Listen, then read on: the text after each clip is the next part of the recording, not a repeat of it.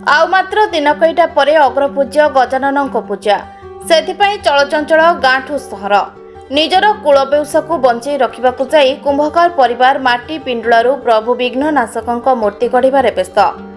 प्रभु गणाधिपति गणेशଙ୍କ मृणय मूर्ति को शेष स्पर्श देउछंती कारीगर।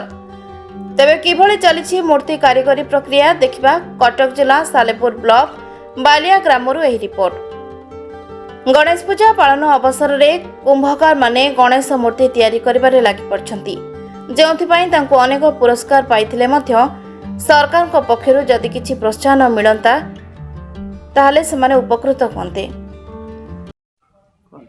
मो ना खगेश्वर बेहरा, सालेपुर ब्लॉक ग्राम शंकरपुर पंचायत छाणीपुर। बापा ना वासुदेव बेहरा, से मैन मुख्य कारीगर। आम पुओ आम काम साहाय्य करुचु, किंतु आम जो वृत्ति आम करुचु आदर किसी प्रकृत मूल्य मिलूनी।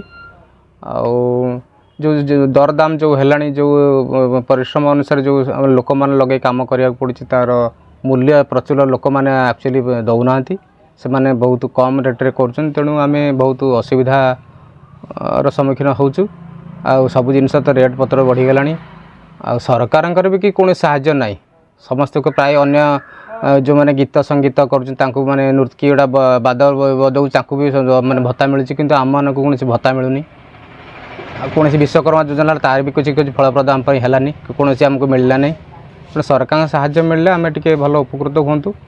आउ ये जो वृत्ति आम करुचु आ द्वारा लोक मैंने जो प्रकार रेट्रे नौकरी जे कि आम कौन लाभजनक आम होना। तेणु सरकार को साहाय्य किसी हेल्ले आम किसी उपकृत हूँ।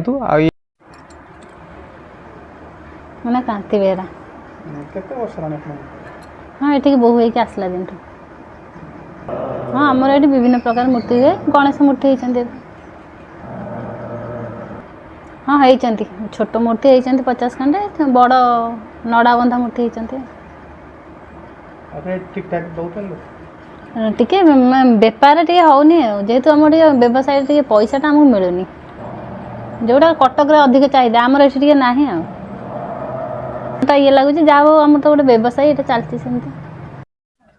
भाई ना मो ना भरत चंद्र मल्लिक। मु 10 वर्ष ये 10-12 वर्ष है कम कर सागे मुझे आम गुरु वासुदेव बेहरा। मो घर हूँ बदामुंडी। मूर्ति ए वर्ष जहाँ गढ़ाई वर्षा सीजन तो कम कर 30-40टा अच्छी बड़ मूर्ति आ छोट अच्छी 50-60टा खंडे अच्छी। वर्षा सीजन जो लगी रोच वर्षा लघुचाप वर्षा से कि कम करवा बहुत कष्ट हो बर्तमान तो जो रंग रेट सब हो दाम दर बर्तमान कम करवा बहुत कष्ट हो। कटक जिला सालेपुर रघुनाथ पात्र रिपोर्ट प्रतीक्षा न्यूज।